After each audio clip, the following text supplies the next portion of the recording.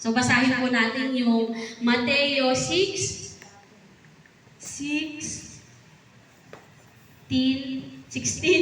to 24. Ano daw yung hinihinging kapalit? Sinabi ni Jesus sa kanyang mga alagad, sino mang nagnanais sumunod sa akin ay kailangang itakwil ang kanyang sarili, pasanin ang kanyang krus, at sumunod sa akin. Ayan. So lahat ng bagay dito sa mundo may cost o halaga. Ang pagpapatayo ng bahay, pagpapaaral ng mga bata, ang buhay na komportable, lahat may katumbas ng halaga. Ganoon din ang pagiging disciple ni Jesus.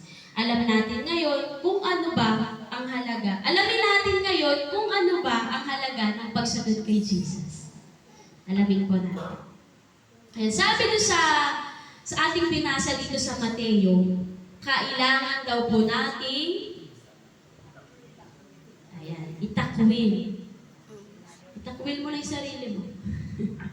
Kailangan daw po nating itakwil, or sabi, deny yourself.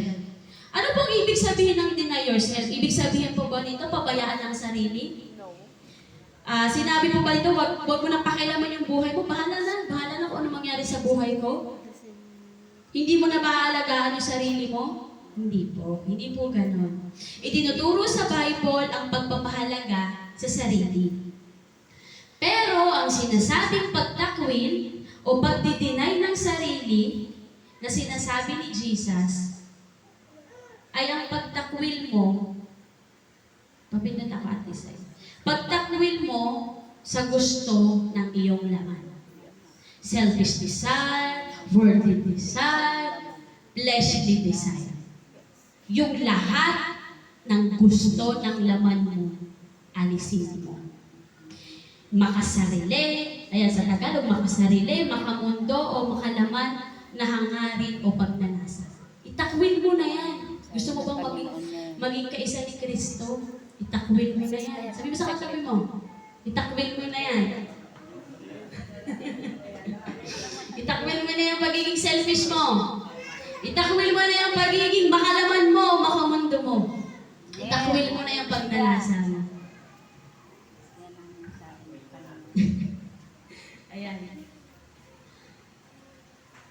Maraming battle, sabi nga ng iba, pinakamahirap kalaban ay sarili. Ayan, tama po. Pinakamahirap kalaban ay sarili. Ayan, pero sabi po sa salita ng Diyos, deny yourself. Itakwil na po natin. Ayan. At sabi rin po sa unang Juan 2:15, huwag ninyong ibigin ang sanlibutan o ang mga bagay na nasa sanlibutan. Ang umiibig sa sanlibutan ay hindi umiibig sa Ama. Ayan.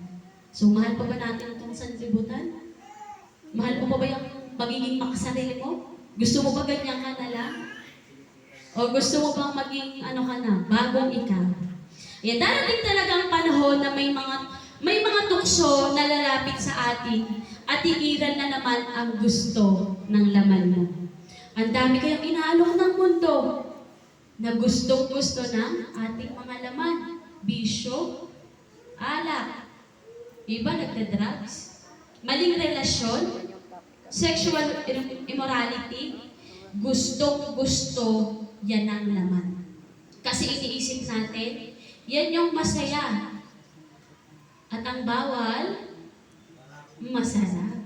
Ayun. Pero sabi sa ng Lord, deny yourself.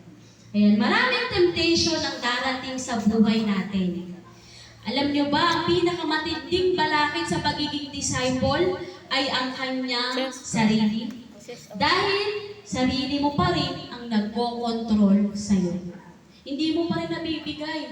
Hindi mo pa rin, matagal na tayo Kristiyano, pero hindi mo pa rin na isusurrender sa Lord lahat ng bigatin mo, lahat ng daladala mo. Ayan. Kaya simula ngayon, takwil mo. Patayin mo ang kagustuhan ng sarili mo o ng laman mo. Disciple ka ni Jesus. Yes, Deny amen. yourself.